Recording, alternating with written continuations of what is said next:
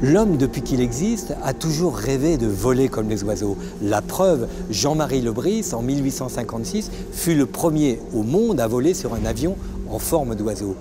Lorsqu'on s'est aperçu qu'il était très difficile de battre des ailes, nous avons fabriqué des ailes fixes, mais très sophistiquées.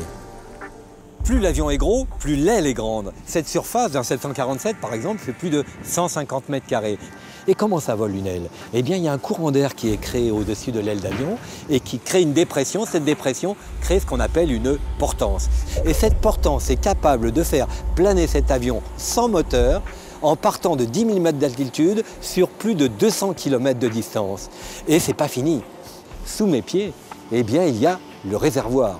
150 000 litres de kérosène qui sont stockés. Et puis l'avion va de plus en plus vite, de plus en plus haut, de plus en plus loin. Et l'aile devient de plus en plus sophistiquée, tout en consommant beaucoup moins. Pour faire voler un avion, il faut bien sûr des ailes, mais aussi des moteurs.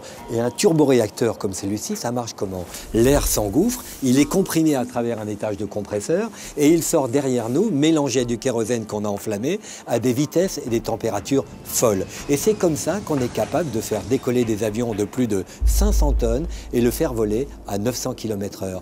En moins de 20 ans, on a diminué la consommation par 2, on a diminué le bruit de plus de 50% et les émissions de particules de plus de 80%. Ce qui fait la jonction entre la Terre et le ciel, c'est évidemment le train d'atterrissage. Et là aussi, on fait des progrès extraordinaires. Aujourd'hui, nous roulons avec les réacteurs. Demain, nous mettrons avec le Green Taxi des moteurs électriques dans les roues, ce qui nous fera économiser jusqu'à 200 à 300 litres de pétrole à chaque décollage, à chaque atterrissage, ce qui représente pour Roissy 60 millions de litres de pétrole par an.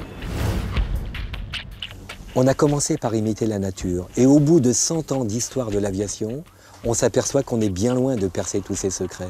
Prenons l'abeille par exemple, des centaines de battements d'ailes à la seconde, une température régulée, qui est capable de reconnaître les paysages et de les transmettre à ses congénères, qui est capable d'emmener sa propre masse. C'est véritablement le miracle du vol.